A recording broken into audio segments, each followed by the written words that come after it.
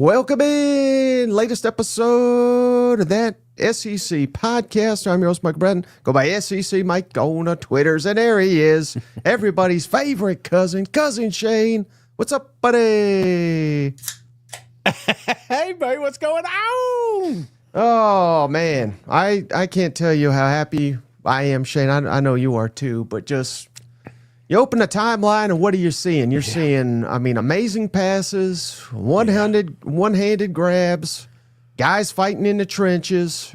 Everybody's going on to hell. Even the teams I'm down on, I think they might win the national championship. I almost tweeted this out today, but I held back, Shane. I said I think maybe every transfer your school's gotten, could be the best damn transfer in the country. You know what I'm saying? Like I feel that about everybody. You're not wrong, man, because I'll sit there. I was watching a Mississippi State highlight. I'm like, damn, maybe they do got some studs on that receiver room, you know? So, but not all of them were great, Mike. Some of us, I don't know if you saw it, the infamous blurred vision from University of Tennessee. I don't know if you're getting into that. Yeah, we'll get into all that. But we got a couple things before, off the top rope here, Shane. Yeah. And don't forget, as always, presented by MyBookie all football season long. So head on over to mybookie.ag. That's the website. Put in that promo code SEC to get you a 100% deposit match today over at MyBookie. And then, Shane, why don't you tell us about this beauty going on here? That's right. We got an official whiskey. Tennessee Legend Distillery is now part of that SEC podcast. True legends here. And I would tell you, if you're ever up in the Smoky Mountains and we've all been the moonshine sipping. Everybody's done it. Said, hey, we got to check this place. We got to check this place. The one you got to stop at first is Tennessee Legends Distillery. You can't miss it. If you're coming up 66, right where the wilderness is, you could pull in there, have a couple sips. And if you mention the cousins, you're going to get some fun. I don't even want to tell you what it is, Mike, because you may just turn the show off and head up there right now. Whoa. They're going to give you discounts on top of the discounts that are already in place. Plus, they're going to give you a bonus gift. Just mention me or Cousin Mike, anything to do with that SEC podcast, and these guys are going to hook you up. So very excited about the bright future we have with Tennessee Legend Distillery. Absolutely, Shane. And you know what else I'm excited about? What's that? Michael Dunlap gave us $5, buddy. He Come says, on, cuz. Love the Nick Barrett interview. Anybody that missed it over the weekend. So we've updated all our player interviews from SEC Media Days, put up a bunch of shorts. So I'm trying to keep you could technically say we took the weekend off. Yeah. We didn't take a weekend off. You know what I mean? It's football time. We're giving you as much content as we possibly can. And I'm going to try to up the interviews this week. So, man, football is right around the corner. We got to get into football shape. You know what? Yes. Well, I don't know about football shape. What is that? Is that just nice and cozy on the couch? You know, I'm moving furniture around. I'm making sure I've got I'm getting extra TVs this year, Mike. I'm going to do it right. I'm going to set this thing up so I don't miss anything, especially those first couple of games where you have to watch 16 separate games. It's like you're going to need as much content as possible, but I'm pumped up. I am ready. When I say football shape, Shane, I mean shape enough to where you can be locked in from about 10 a.m. to midnight watching the game. We're not playing the games. We're just watching it, you know? Yeah, I was going to say like lunges to the refrigerator. I'm working on that, checking the chip dip. I'm getting all these accessories, because I'm not going to have time to cook, man. We're going to have to crock pot this thing. We're going to have meals ready. We're going to have food delivered because we're not leaving. The first week, brother, we start on Thursday and it ends on Monday. I think we'll have college football every single day, so I am absolutely ready. Yeah, and you know who else is ready, Shane? Who's that, cuz? Legend, Cousin JR has done it again. JR, shout out JR. He just gifted Bob Bill a membership, Shane. Bob, welcome to the family. And not to be outdone, Shane. The legend. You got a special partnership. If Legend Distillery's gifting membership, Shane, they just gifted 5 memberships So we appreciate you, Tennessee Legend Distillery. He just gifted Jesse, cousin Jesse, who Jesse's been a member before. I think he gave up on us. Fish and Football, Jeffrey Gosnell, Joshua Thurman, and Jody. Welcome to the family. Courtesy Tennessee Legend. Somehow Billy. And I don't even want to read that one. It's too early in the show for that. And then shout out Steven Up. Steven Up. Showing up for them boys in Tuscaloosa. It's Steven Up. Roll Tide. Shout out Steven Up. He gifted Brandon Tully. Brandon, welcome to the family. Whew, I mean, we just got so much cousin activity, Shane. Absolutely. I appreciate all of it, but we got to get this show on the road. Yeah, we got to get going. We got content. I mean, forget the list and all that. We've got some stuff to get into, Mike. Yeah, well, hold on. I got a list for you. I'm just kidding. Big news, though, Shane. Big news. And again, this all goes back to why everybody's excited, why everybody's fired up. Yeah.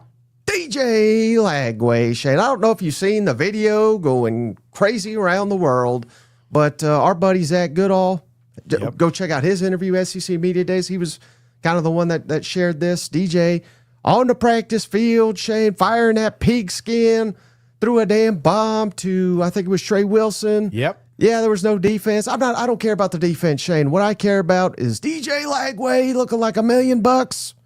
Are the Gators back? That wasn't a soft toss, Mike. That wasn't a soft toss. That was a touchdown. That's what I saw. And I don't know, brother. You know me. I'm always a little bit pessimistic when it comes to them Florida Gators, but these highlight reels make me. When I see this, I see a healthy quarterback. And I don't care if the kid was wearing a boot a couple days ago. This is a guy that I think will be ready for week one, and I don't know if I'm ready for that, Mike, because I've already fired Billy twice this season, and now it looks like the quarterback's a go. Wilson's back. Trey, he's going to be out there looking like a damn monster out there in the receiver room. They got arguably one of the best running backs in the country, and they're deeper. They're older. Florida Gators may be back, Mike, and I wasn't ready for it. All right, now, I say all that to say this. It's not a trick question, Shane. Yes. Is anybody higher than me on Florida and DJ Lagway this year? Not a single soul. Okay, so I led with the good news, right? Yes. We're all enamored. DJ's fine. He's good. He's golden. I haven't even told you this, Shane, so I want to get your reaction here because this is what I was told. Yeah. We've all seen the viral video. The guy looks like $1 million. Mm-hmm. And then Florida had practice. Yeah. He wasn't allowed to participate. Does that change anything for you? That's because he's too good? No, because they don't want to, because he's injured, because they don't want him to get whatever is ailing him. They don't want to. I can't speak for them, but I would assume they don't want it to linger to get more injured. Yeah. Clearly, no one's going to touch DJ in practice, but people. Maybe he steps on someone's foot. Maybe someone steps on his foot. Who knows what could happen? Yeah. He did not participate. Does that change anything? Now that does that change anything at all? Well, a little bit, and not enough to move the needle. And the only reason I'm saying that, Mike, is because we all know that every single week it's been a new injury pop up with DJ Lagway, and now you're just hedging your bets. Do you want him out here, running with the ones, or would you prefer him to be getting game ready? Maybe not with the team, but when week one hits, I still think that DJ will know this playbook better than anybody. I still think he'll have the chemistry with these guys because he sure is throwing again. We just got to see some videos today, but I do worry a little bit into the season. But, week one against, San Jose Sharks or something? I mean, who cares? Long Island. Yeah, same thing. I disagree with you. You can't just roll the ball out there. He didn't even do spring. Yeah. Now you're saying he's golden for August 30th? Yeah. Now he needs to be out there with a retooled receiving core. You know what I mean? Like, it's not, you can't just snap your fingers and it's going to be good. Yeah. I mean, this is concerning to me still. No. I just, here I got back in it. I'm back in the camp, Mike, and now you're just like, no, you can't. Florida Gators are going to be back. No, I would disagree. If they were opening up with Miami, I'd be worried, but they're not. So I feel like No, if anybody needs experience, maybe it is too. Maybe it is Harrison out here throwing some damn football and getting ready because, even Billy said it in the presser the other day that, what was it, 80% of the teams didn't make it with their starting quarter. I mean, he's basically telling you I need to be prepared for the second guy to step up. So I think if DJ shows up, he's going to be better than Harrison if he practiced the entire time. So, yeah, I don't think there's a huge step back. And we're still early, man. We're still just got the boot off. We're 3-4 days into this thing. I'm holding off a little bit as far as being nervous. Okay. I forgot. More nervous. I mean, I already am nervous, but you know what I'm saying. Now, all of a sudden, you're Mr. Sunshine from Florida. I don't know what's gotten into you. Well, I think I might know. Free sushi, South Carolina update. So now this is a little bit confusing, right? Yep. And Gamecock fans know all about this. Maybe casual SEC or other SEC fans don't know. They got this running back from Utah State, Rahsul Faison, who is yet to be cleared by the NCAA to play in the games, even though he transferred in freaking January. Yeah. I mean, this is ridiculous, right? But the latest, he's cleared to practice. He's all in the practice field, but still, so he's taken a step closer to the field. But unless I have this wrong, unless things have changed, he's still not cleared to play. Right. But what's your thoughts now that he's at least cleared to practice? I think that's a step in the right direction. I mean, he was going to practice anyway, but the fact that they're kind of coming out here and saying this makes me feel like a decision will come sooner than later. And it may not just be him. There may be a couple other players that they're working with right now to clear up. But I would imagine that's exactly what happens here. So the fact that they came out, gave him the green light, I think it's a matter of time before we see the official free soul, if you will. Okay. He's back. He's back.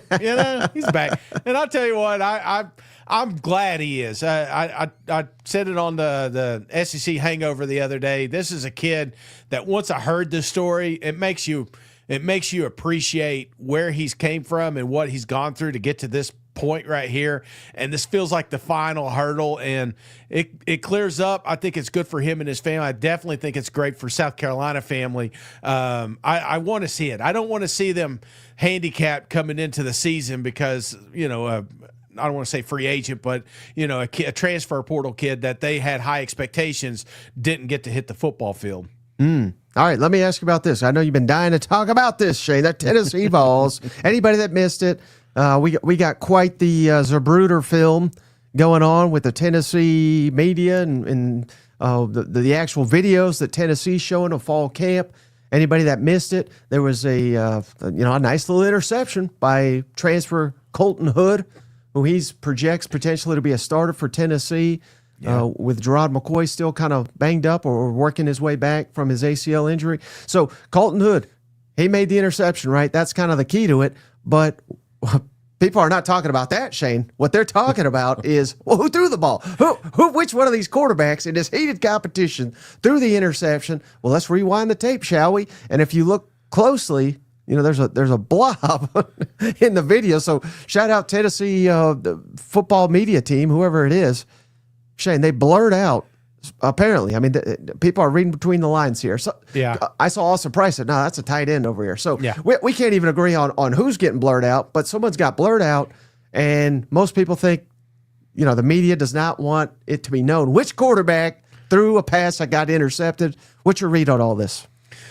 Well, first reaction was obviously I thought it was a quarterback, but I'm kind of with you. Austin Price made some pretty good – I don't know, we're not court or anything, but without reasonable doubt, I can't sit here and say that was the quarterback that was blurred because the camera angles didn't match up, the distance didn't match up, and some of the players that he was talking about that was in the area of this blurred individual, which I'm surprised it's blurred anyway. I'm kind of, what are you hiding that's in that receiver room, or tight end room? So I am just suspicious of all of it together, but it is not a good look for the the Tennessee quarterback. He's fired up, folks. You can see it. You can hear it in his voice there. Oh, gosh. Can't believe I said titty on a Sunday. Cousin Thomas says, was it Nico? Oh God! Now that blurred would make sense. Any concern, Shane? Mike Matthews not practicing? That was something that Austin Price hit us with at Media Days. Go check out that interview if you missed it. But he said, hell, they only got, what did he say, 7 receivers on the team, or 7 scholarship guys. And one of them's out. They, another media member, I'd give her credit. I apologize. I don't remember who. It's on my timeline. But she tweeted out, I think it was Joey Aguilar throwing these nice passes. And it was Mike Matthews, and I believe it was Braylon Staley just dropping them. Any concern that Tennessee doesn't have any receivers?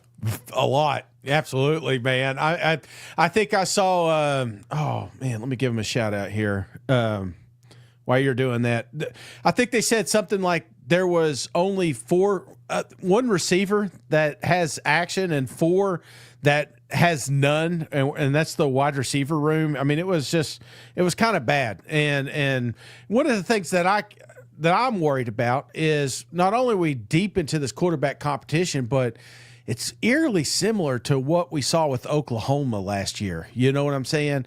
Yep. And that's my big concern, because we saw exactly how that played out last season. Yeah, shout out KYO. No receivers? Welcome to Oklahoma last year. Just as you're saying that, Shade. So, buddy, yeah, it didn't work out too well for the Sooners right now. I mean, it's early, but this is what we do. We overreact to everything, right? And it's Adam Sparks, and I want to give him a shout out. Mike Matthews is at practice, but not going through wide receiver drills. Rahsul still limited due to injury. You can literally count Tennessee's healthy scholarship wide receivers, 5 on one hand, and 4 of those 5 have never played a college snap. So, it's tough to be optimistic when you're hearing shit like that online, And the only highlight you see is an interception, So. But who threw it, All right, so I only got one more thing, Shane, before we get into. I haven't even hit you with this yet. We're gonna play a little game here, right? Yes. All right. So every team this year, I'm gonna ask you, and I have it all written down, so that, you don't have to. There's no guesswork here. Yep. Better record, worse record, or the same record for each SEC team. Okay. That's what we're gonna do. But before we do that, one thing, and I know people hate this guy. I'm not exactly a fan of him either. I do think he's a quality coach, but these cheating bastards. Ryan Day, Ohio State coach, he had a comment at one of his press conferences. Yeah. I think it very much applies to every SEC team, and I'll explain it on the other side. This is a shorter clip here. The challenge for our team is to learn to practice without pads on. It's really important. Guys have to stay off the ground and take care of each other, but we also have to be competitive. And I say to these guys all the time, you want to be in an NFL camp, then you need to learn to practice without pads on. If you're on the ground in an NFL camp, you're going to find yourself cut really fast because, NFL organizations are investing a lot of money in these guys. Well, it's not much different anymore, in college. So we've got to take care of each other, and that is a big deal. We have to learn to practice well and smart and efficient, and so that's a part of a young team. So I really wanted to play that, Shane, because what have we been saying? Hell, we just played a clip last episode from Kirby, right? Mm-hmm. We have a young team. Tennessee, this is the youngest team Josh Heupel had. I mean, basically every damn team is the youngest team, so it applies as well. But what is your thoughts? And I have a lot of them, but I'm just kind of curious. What are your thoughts when you hear an Ohio State coach say something like that?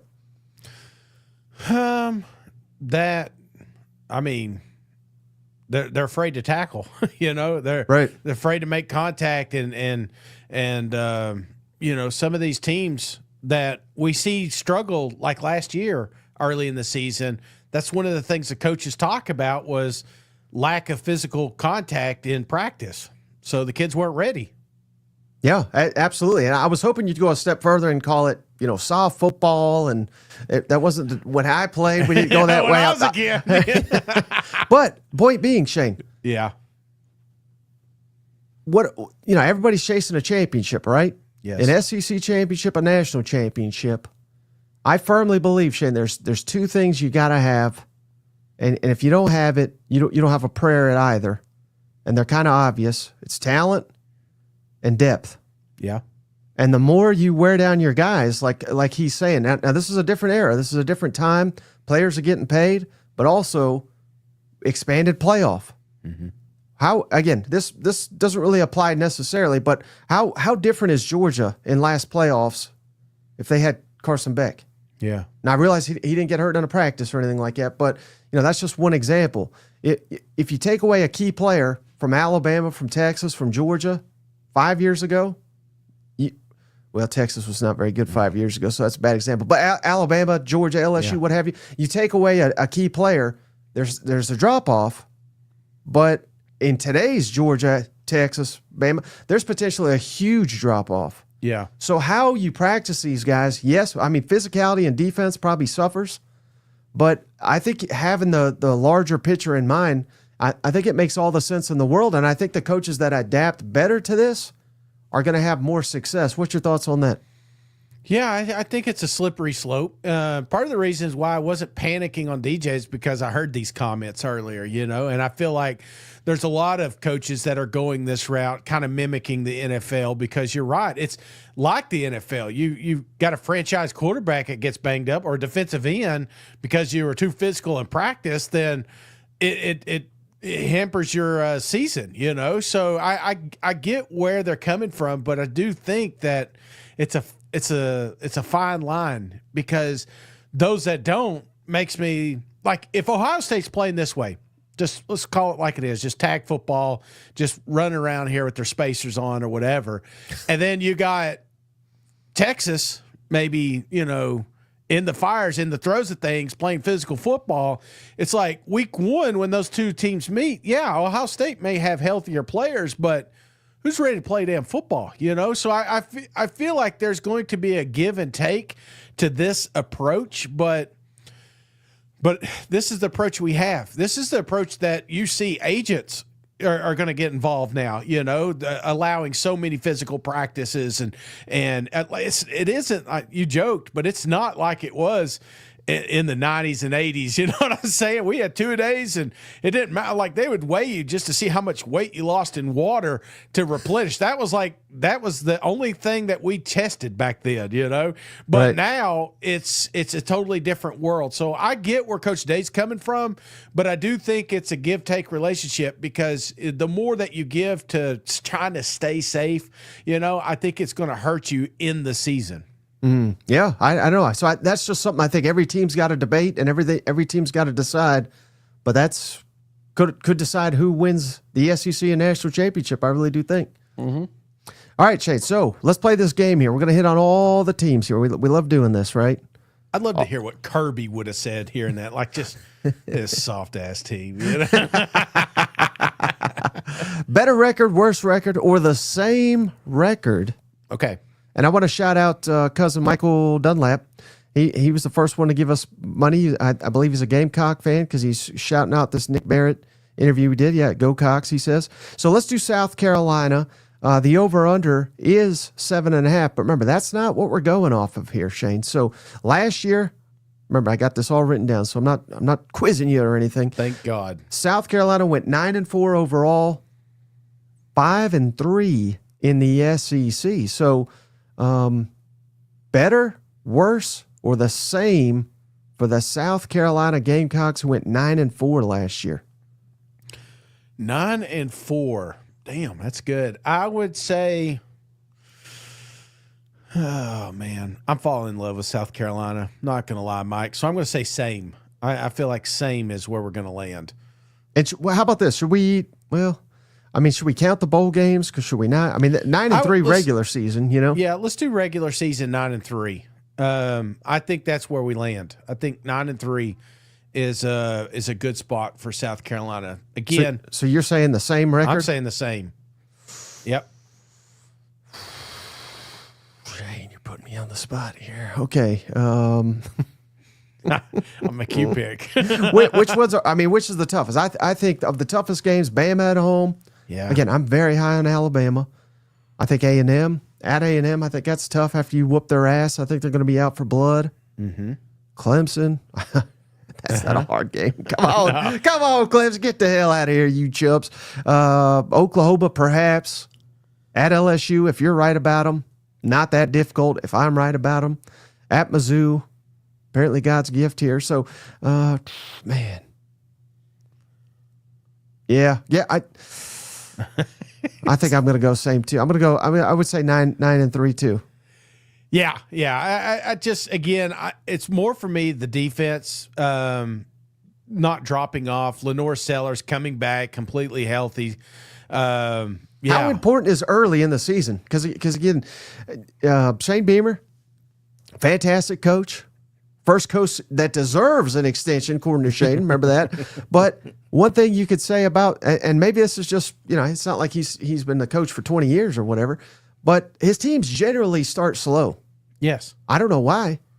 They got to get that resolved. But this sure as hell ain't the year to, the first month they're all winnable. Virginia Tech and Atlanta, South Carolina State's a joke. Vanderbilt at home. Vanderbilt is significantly better than they've been, at least last year, than they have been. And at Missouri, which until last year, they own your ass.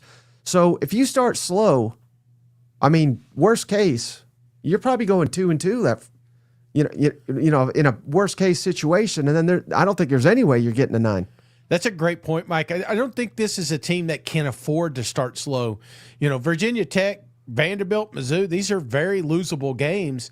And if you do kind of, just landmines. And I think if you're asking any true South Carolina fan, they don't talk about any game prior to October 11th. I just swear I think. I just, because again, we got a lot of cousins out there, and Mizzou? At Mizzou? I don't know. No, South Carolina does not give a shit about Mizzou. They do not. They're thinking about LSU. They're thinking about Bama. I've heard more conversations about Alabama than I had heard Mizzou, and that's what I'm worried about if we have a slow start, because you lose to a Virginia Tech, you lose to Mizzou, you lose to a Vanderbilt. That can happen. Then all of a sudden we there's no way in hell we're going to repeat. There's no way in hell we're talking about South Carolina as a potential playoff team late November. So you're right. I feel like the important thing for South Carolina is to hit the ground running, and I think they're capable of doing it. Okay. Now, Michael, look at Michael Raleigh. I do not condone this language or this comment, Shane. He says, who does give a shit? He told us he works in an ambulance. So thank you for the work you do, Michael. Thank you for your service. Much more valuable than we are.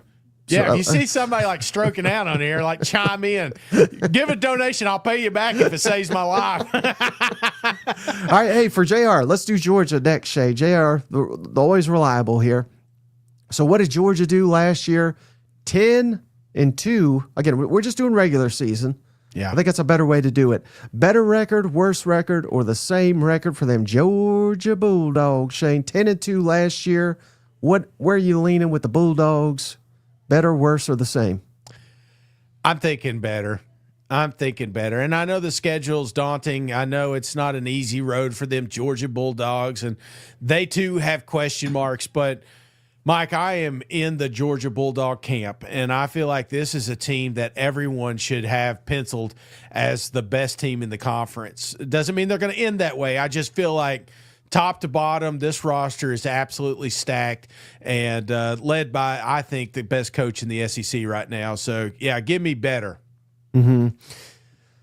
I get it, and I'm right. I feel it too, Shane, because I think most likely Georgia will go 11-1. Yeah. But if you made me pick, Shane, if you made me 11-1 or 10-2, what's more likely? I'd probably go 10-2, which is you're still in the playoff. I think Georgia's going to make the playoff, but I don't have Georgia in the SEC championship. I got Bama and Texas. So yeah, just to be different than you, I'm going to say the same record. Okay. I'll be right on this one. I'll drink to that, Tennessee legend. Look at that. And shout out to Chance. He says Gamecocks have always started slow, going back to the old ball coach. The old ball coach, yeah. But if there's a team that shouldn't start slow, you would think it would be this one with some of the continuity that they have. Look, I just feel like Lenore Sellers, with the lack of returning quarterbacks that are in this conference right now, yeah, it's got to be South Carolina hitting the ground run. And it's Virginia Tech. quietly one of if there's a game that Shane Beamer wants, it's this one, you know. Hey, shout out Michael Raleigh. Shady, give us $5. It'll be me stroking out when Billy plays it safe, has a 3-point lead in the fourth quarter against Long Island. All right, hey, let's do for Tennessee legends, Shane. Let's do Tennessee. Yes. Better, worse, or the same record as last year. Again, we're just doing regular season. I called an audible here. So last year, of course, Tennessee was 10-2 in the regular season. Where are you leaning with the Vols right here? Based off the hype reels that I've seen, I'm going to have to say worse, Mike. I don't want it to be. I want it to be the same. In fact, prior to camp really starting, I felt 10-2 was on the board, but I'm leaning because of the wide receivers and some of the stuff that I'm hearing out of camp right now. I'm leaning a little toward 9-3, you know? Yeah, so, I mean, it's just we haven't even got to the first scrimmage. You're already out. Yeah. Well, right now, I mean, hopefully we'll revisit this. I'm not saying that it's going to happen, and usually I'm wrong. So, but yeah, to go 10-2, that's tough. That's tough to do in the SEC, and when you don't have a quarterback lined up, you don't have any wide receivers right now that are healthy. Yeah, I'm a little worried. Geez, Louise says, is undefeated an option? Yes, absolutely. That's probably what will happen. Well, let me ask you this then, Shane. If it's only taking you a week and it's just a couple drop passes and a quarterback maybe scrubbed out of a video, if that's all it took for you to sell all your stock in your Volunteers, you must have been not that confident to begin with. No, I'm never confident. That's battered Vol syndrome, Mike. That's exactly what it means. It's like we know we should have nice things. We know we should be good, but something probably going to happen along the way. That's where you at? You ain't crowning them. We're August 3rd. Shane's already selling his team down the river. I just never thought we'd be here. You know what? 9-3 selling it down the river. I think there's a lot of Vol fans be excited for a 9-3 season. All right, shout out Steven up. Jade, Big Baber. Yeah. So let's do Alabama. 9-3 last year. Better, worse, or the same record for the Crimson Tide? I think we'll agree on this one. Maybe. I'd say better. I'd say better. Okay. I feel like, and not by much, obviously, but I was about to say 9-3 sounds realistic, but I think this is a Bama team that's back in the mix, and 10-2 is definitely on the board for these guys. I think if 9-3 happens, it would be a massive disappointment for Kalen DeBoer. And I know it sounds crazy, but that's just where the standards are in Tuscaloosa. Right. And again, so we've kind of been on this train for months, so yeah. No need to rehash a lot of the same talking points. But let me flip it the other way.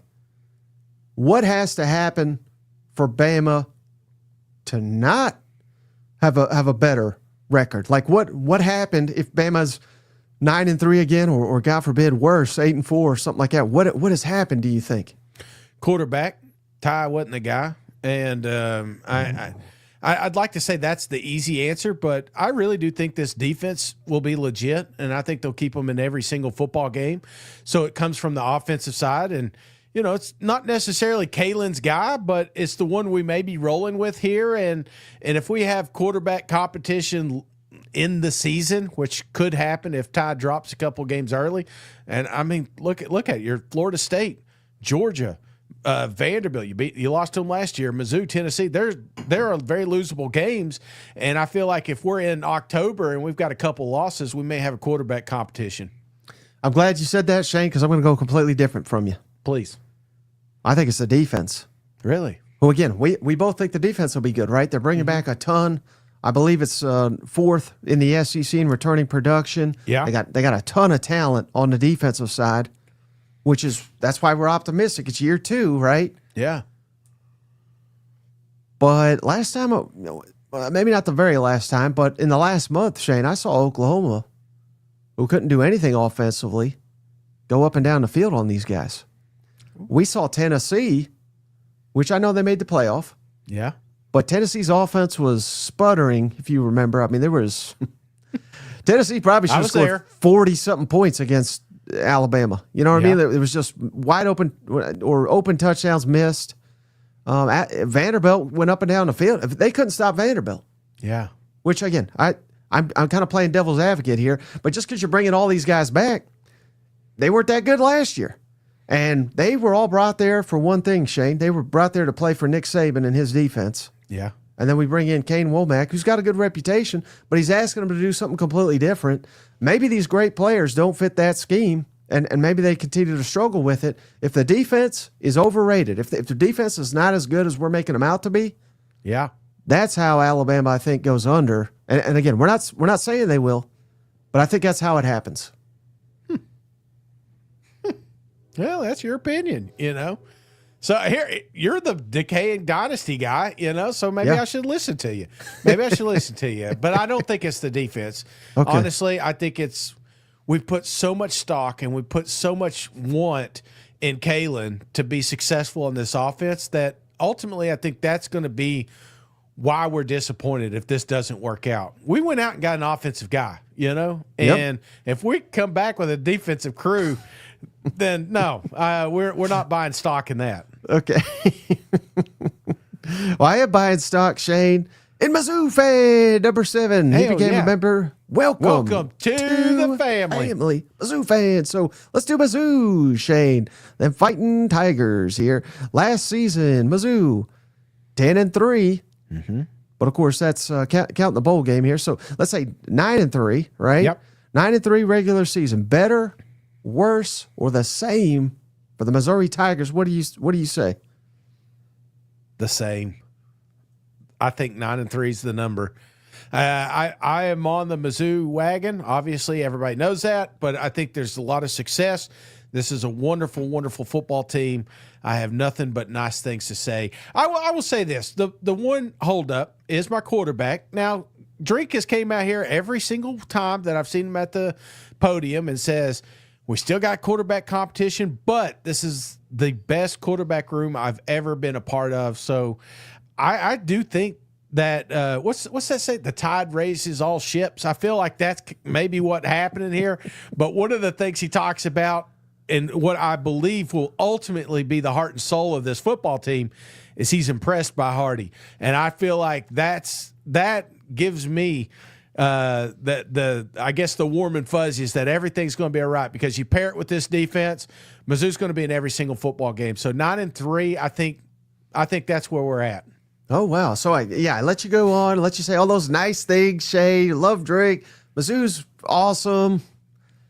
Worse. Come on, Shay. They're going worse this year. Give me 8-4 for Missouri. I think that's much more realistic. Now we can sit here and say, yeah, this is the golden schedule, and it is. Hell, hey, I think every SEC program would trade their schedule for this one. Yeah, but you need more than a schedule to win some of these games, in particularly Alabama, A&M, and I think they catch 2 more losses somewhere else. So, unfortunately, I think they're going to be worse record-wise. Hell, they may be even better team, but they're going to have a worse record. How about that? I like all the metaphors in the comment section. I never get them right. I know exactly what it's going on in here, but it just never comes out right. That's it. And I just say titties, just when in doubt. All right. So, hey, for a shout out for Michael Riley, gave us a donation. Big Florida fan. Let's do the Gators next. 7-5 really is what they were last year. Regular season. Better, worse, or the same record for them Florida Gators, Shane? Now that DJ Lagway's 100%, you're all bought in, right? Are the Gators going to be better than 7-5? Worse. worse. It's going to take more than a soft toss in a defenseless arena with DJ Lagway. No, I just feel like this is a very, very tough schedule. I can't say it enough. Everybody knows how I feel. I don't feel like what happened at the end of the last season. It's kind of funny that you're talking about Alabama and you're looking at kind of the negative that happened with that defense. I felt that with Florida. I just felt like they received maybe a little too much credit on the way out of that 24 season.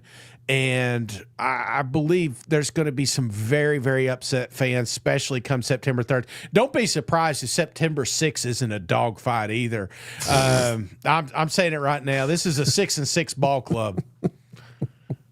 Okay, so opposite of Bama, what has to happen for you to be totally dead wrong about Florida? DJ has to come out here and be a damn player, not just.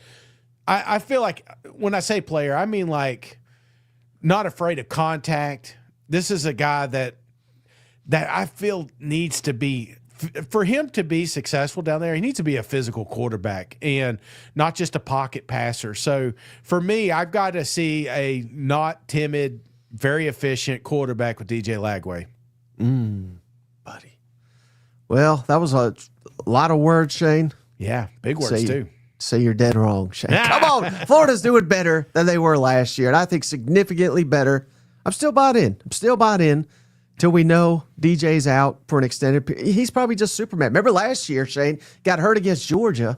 Yeah. I think it was a hamstring, and we said, by God, he's done for the year. He was better.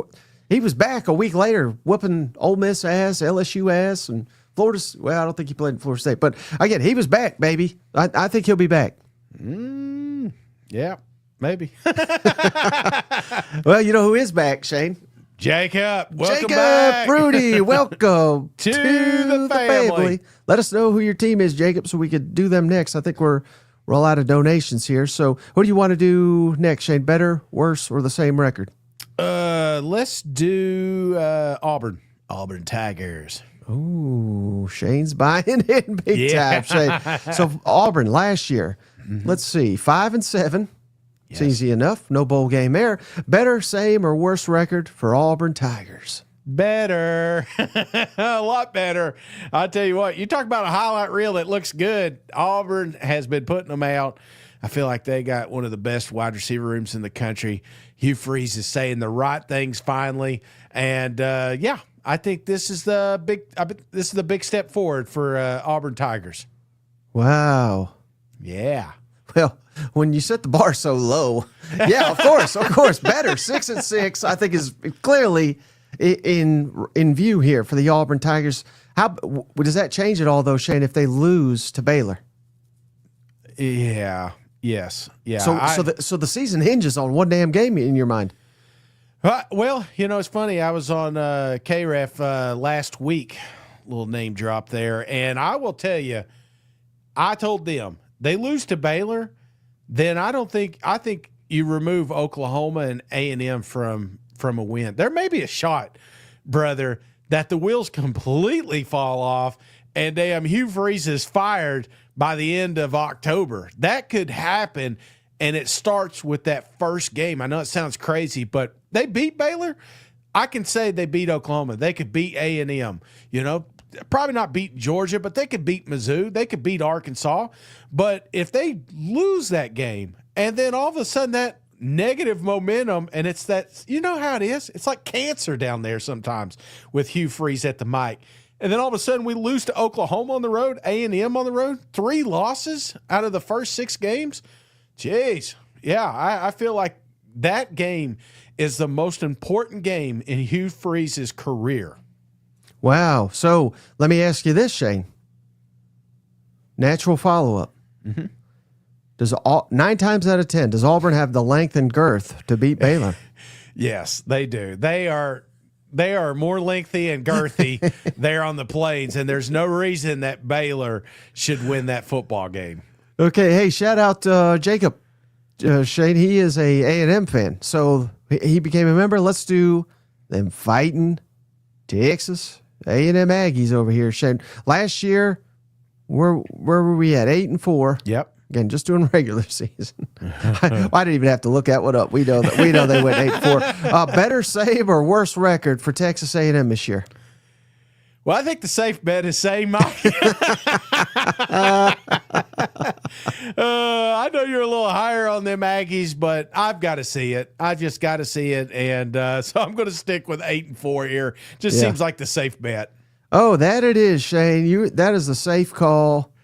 but that is not the call I'm going with. Come on, Shane. A&M's going to the playoff. Thanks to Marcel Reed. They're my fourth team out of the SEC to make the college football playoff. And how about this take for you, Shane? I don't think this is too crazy. I think by the end of the season, I think this man right here is going to be viewed widely as a top 5 coach in this conference. Mike Elko. Again, I thought he was coach of the year entering November last year. Of course, I don't think he didn't win a meaningful game after that. But up to that point, Shane, he was on fire. If they could recapture that somehow, A&M's making the playoff. Better. I'm smashing the better on this one, Shane. I, too, am viewed widely. You're top one. I still struck his ass in a brisket eating contest. I'll tell you that right now. Hey, shout out Todd Dykes. He just became a member. Hell Shane. yeah, Todd, welcome to the family. Let us know, Todd, who your team is so we can hit on them next. I don't see him saying it in the comments. So who do you want to do next there, Shane? Let's do Ole Miss Rebels. Okay, Ole Miss. So a little disappointing last year, Shane. Yeah. Of course, if you talk to an Ole Miss fan, they're over the moon with it somehow. 9-3 overall, regular season last year for Ole Miss. So better, worse, or the same record for Ole Miss 9-3 last year? Bringing it down, going lower. Absolutely.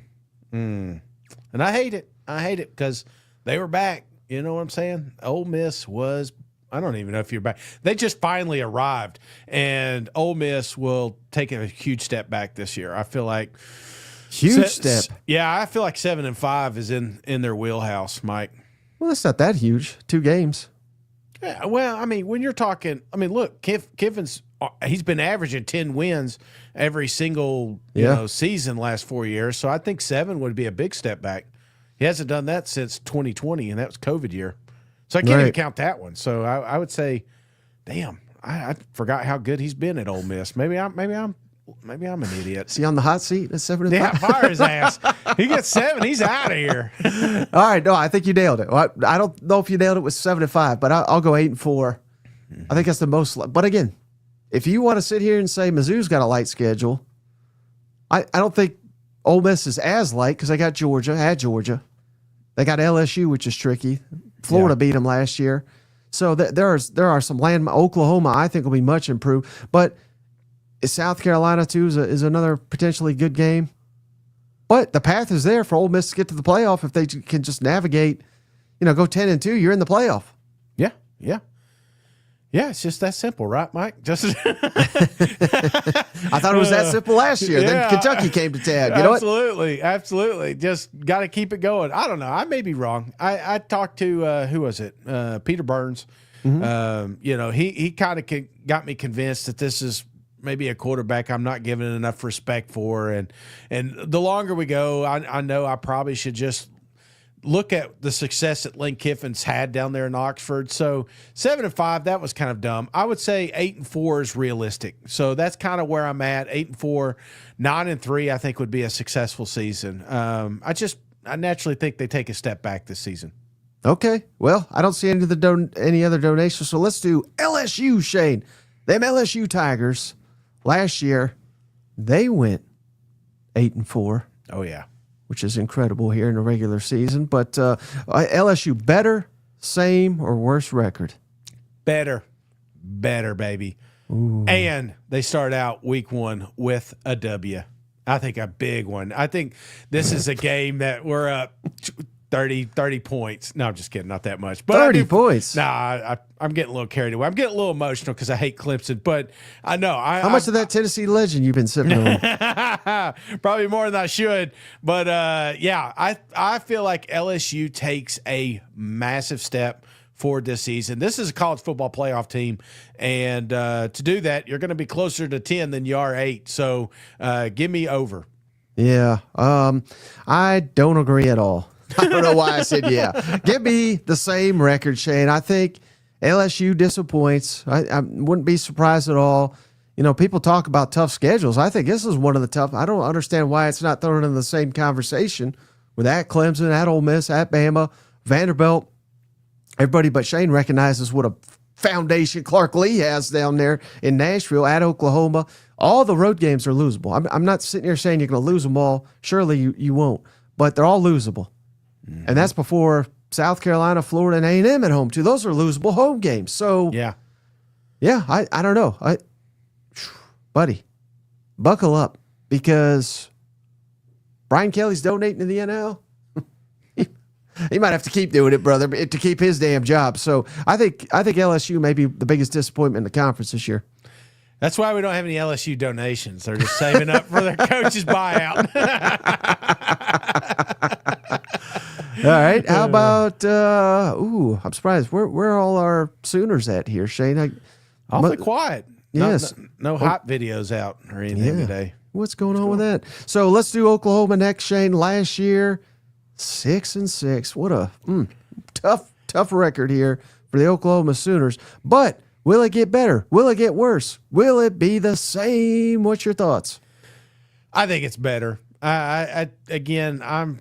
This is one of those programs I'm loving more and more every day. And I'm not going to sit here and tell you this is a college football playoff team because I don't think they are. But they are better than 6 wins, and mainly because of that guy right there. So give me higher than 6 wins. Yeah, this is one of the hires that you're most confident in. This is up there, yeah, for sure. I would say this is probably, top 3 of the ones I think would be the highest. Let me throw it to you this way, and again, this would be a big step up. So I'm not saying this is the way it is. But what if I could guarantee you one thing, Shane? Yeah. That Oklahoma has a top 5 offensive line. Do you think the Sooners can make the playoff if just given that information? Yeah. I think that's my biggest question mark is the offensive line. Well, I just took that off the table for you, buddy. If you did that, then we're done. yeah, start booking some hotels now, guys. Yeah, I mean, everything that you hear about this defensive line is dynamic. Yeah. How they got players emerging in practice that apparently, Shane, we have heard so much from particularly guys that we trust, like Cole Kublik. Yes. Say this is the best damn defensive line. It's not even close in the conference. That's how you get to the playoff. Yeah. That's how Tennessee got there. That's how Ole Miss should have got there. Of course, they shat the bed. But that's how you get there, Shane. That's how Georgia won back-to-back national championships. Texas, they're strong on the defensive line. That's what it takes. A&M last year, when they started hot, good on the defensive line. That's one of the key pieces to success in this conference, and Oklahoma's got it. So, yeah I'm smashing that over, Shane. They may it was 6 last year, Shane. They may double it. They may get to 12 this year. And I'm talking regular season. So, this is the most confident over on the board. Yeah, no, it's going to be a special year. Now, what happens if they lose September 6th? What do you do then? Then I guess we're going 11-1. All right, how about, speaking of 11-1, Shane, how about Texas? Mighty Texas here. Ooh, buddy. Went, right? That was the record last year, 11-1. Regular. Again, we're just doing regular season here.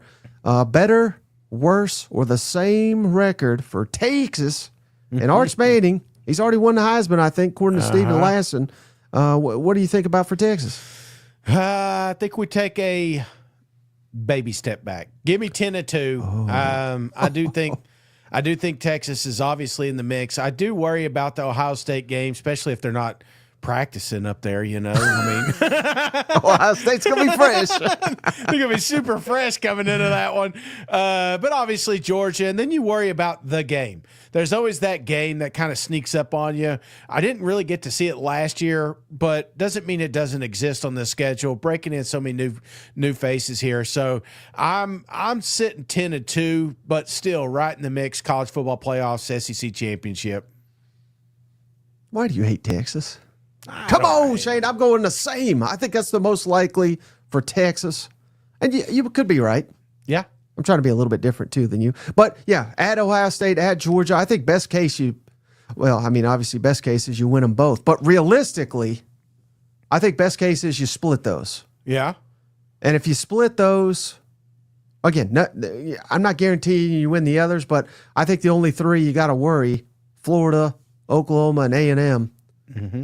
Yeah, shit, I may be talking myself into the worst. But no, give me Texas, give me the same. I think they're, again, I said enough bad things about them. I'm going to give them some nice things. They're going to beat the hell out of everybody except for one, and it'll probably be at Georgia. I'm not picking them to beat Georgia until they actually do it. Yeah.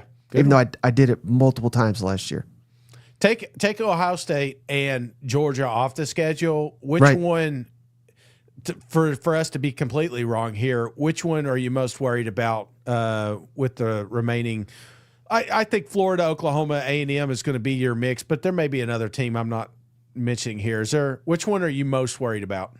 Probably Oklahoma. Uh-huh. But if I know that DJ Lagway is 100%, then maybe at Florida. Because I've said it before, people think I'm crazy. I think the Swamp may be the toughest place to play in the conference.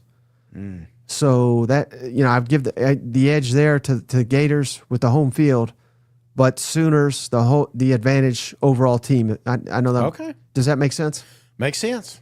Now, if they could play Oklahoma in a Swamp, no, I'm kidding. Hey, shout out P5 Codry here. Thank you, MIZ, we play our best when y'all sleep on us, so start sleeping on them, Shane. Come on. All right, you're out. Sorry, guys. Drink can't pick a quarterback because you don't have one. No, I'm just kidding. So, speaking of sleeping, Shane, how about Arkansas? Let's not sleep on them hogs, Shane. 6-6 last year.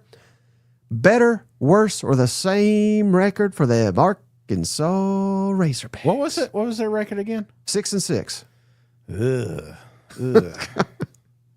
Of course, they beat a top 5 Tennessee. Remember that? I was there. Yeah. Same. Give me same. I mean, I'm really torn here. This one could. Yeah, I'll go same. What do you got? Give me something positive. Please say better. I just can't do it. Yeah. I haven't had enough king snake here from Tennessee Legend Distillery. Ooh, I hate to do it, Shane. I'm going to go worse. I think 5-7. Oh, you hate Sam Pittman. I knew it. Is it just him or all fat people? I don't know. I'm just trying to be different. I think 6-6 is very realistic.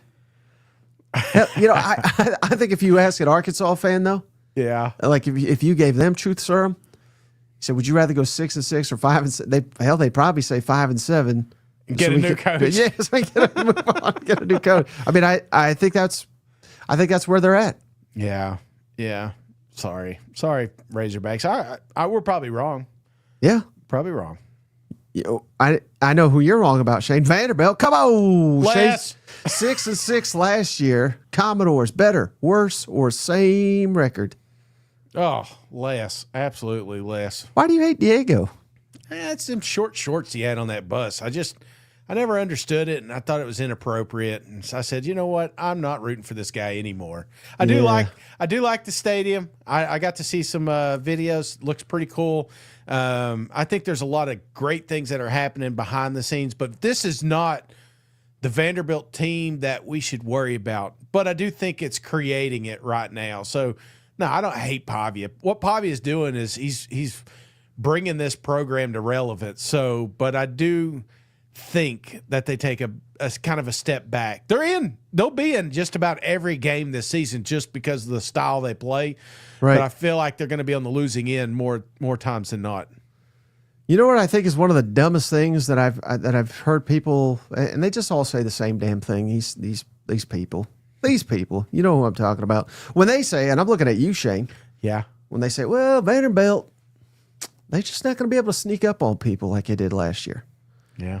Now, I'll give you Alabama. Alabama was number 1 in the country. Alabama had just whooped Georgia, in that miraculous game. Remember, Paul Feinbaum went on, I think it was ESPN, and said, hell, that may have been the best game ever played. Something crazy like that. So, yeah, Alabama got caught up in it. I get all that, and they got upset. You can't convince me. It makes no sense whatsoever. It's just, it's having no frame of reference. Vanderbilt, all they did after beating Alabama, Shane. Yeah. They won at Kentucky, which I get it. Kentucky's not a great team. Hell, Ole Miss couldn't beat them. They lost to Texas by 3. You don't think Texas was taking Vanderbilt seriously after Vanderbilt beat Alabama? You bet your ass they were taking them seriously. They won at Auburn with this team that you're convinced it's the same damn roster they had last year, Shane. Yeah. With the same coach. They whooped his ass by 10 points on the road. And then LSU, they gave him a tough fight. They beat Georgia Tech. So I don't understand where these people are coming from. We're like, well, Vanderbilt's not going to sneak up on anybody. That Alabama game was 5 weeks into the season. They just slept. That was Vanderbilt was a well-known quantity by that point. So I don't buy that argument that they're not sneaking up on people this year. I hope we're sneaking up the end of this segment. I mean, does that make sense though? I mean, you can't say they snuck up on everybody. No. I don't think sneaking up's the right word. The style that they play, you don't watch it. Nobody watched Vanderbilt games unless you were playing Vanderbilt, and then all of a sudden you're like, okay, I could see why this is a problem. I could see this defense getting off the field after 3 plays, or the offense staying on it and just keeping the chains moving.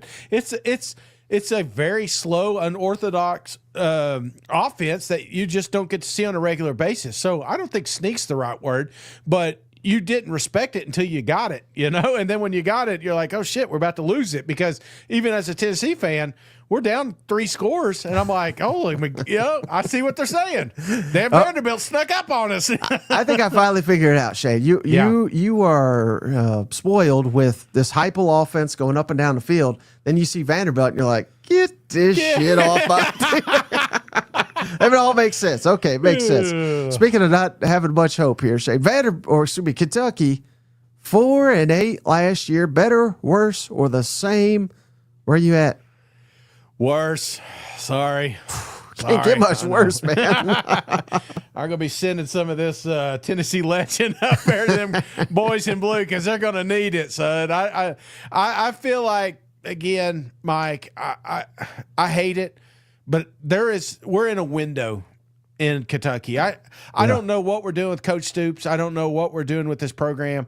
It's just it's lost all character, the big blue wall and what it was kind of building up. We lost it the last few seasons. So I feel like because of that, we'll get back to it, but it's got to get stripped all the way down. And unfortunately, 25 will be rock bottom for Kentucky. All right. Well, here's where you're wrong, Shane. Same 4-8. I think we could prove the doubters wrong and still go under. So give me the same for Kentucky. How about State? Mississippi State 2-10. Youch, last year. Better, worse, or the same record for Mississippi State? I'm going to say better, but not much, man. Maybe 1 game. Ooh, 3-9. Yeah, I'm looking at yes. Yeah, at least give me 4-8 here. Well, I don't see an SEC team they're going to beat. Maybe Arkansas if it catch them. Tennessee. I mean, it's late in the year. Definitely not Tennessee. Ain't happening. Stop talking about it. So yeah, okay. I'll give you 1 sneak up. So we'll say 3, not counting Arizona State, and 1 SEC. So give me 4 Texas. and 8. Boy, wouldn't that be something? All right. Hey, we hit on all 16 SEC teams. I'm sure everybody agrees. Anything else, buddy, before we hop off here? You know what? It's awesome, man. I love that we still have lists, but this is where we're at, man. We have got college football at the end of this month. It is in the air. I'm seeing, this is what I hate. Seeing players get banged up, getting injured, but that's camp, man. We can't all be Buckeyes. We got to get out there and be physical, play some football in the Southeastern Conference. But I'm telling you, if any news or anything like that drops, you will find it right here. Mike has finished up, I believe, all the videos from Media Day. So I appreciate all the time and effort you put into it. Don't forget, tomorrow, SEC Hangover. I'll be there. We're going to talk a little bit about some of the coaches' dumb comments. And Mike, I'm going to power rank. You haven't seen this one in a while. 10 best items at Cracker Barrel. So be sure to be there, because if I'm a good at anything, if I'm a professional at anything, it is the Cracker Barrel menu. So I look forward to seeing everybody 7:30 in the morning. Hey, I almost forgot, Shane. Shout out cousin JP for getting all this data put together. He's got the top 5 doters from the yeah. month of July, Shane. Cousin Rick led the way. Thank you so much, Cousin Rick. Too Slick, he's number 2. JR, number 3. Steven Up, number 4. And Shoelace Sooner, number 5. Thank and you, cousins. We also had Johnny Utah with a bunch of donations, Mr. Sip, and Brian Jordan.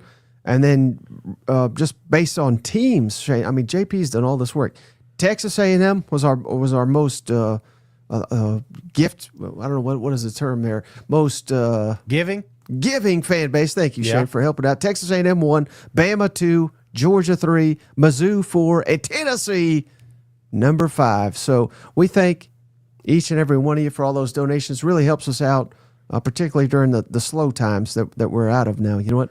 Absolutely. No, I appreciate all the cousins and JP himself putting all that together. There's true legends out there. Thank you for all the donations, and we look forward to an exciting week of college football action. Smart Guy will be here tomorrow. I'll be here in the morning, so I look forward to seeing all of you. All right, so that's going to do it for this episode of the show. Don't forget to check out mybookie.ag. That's the website. Promo code SEC, Tennessee Legends Distillery. That's all we got on this episode. We'll catch you on the next one. All right, see you guys. Go Ball. Hey, buddy, this beer's for you, Mike, and Cousin Shane. That SEC podcast loves the Pirate, and the Pirate loves that SEC podcast. Hail State.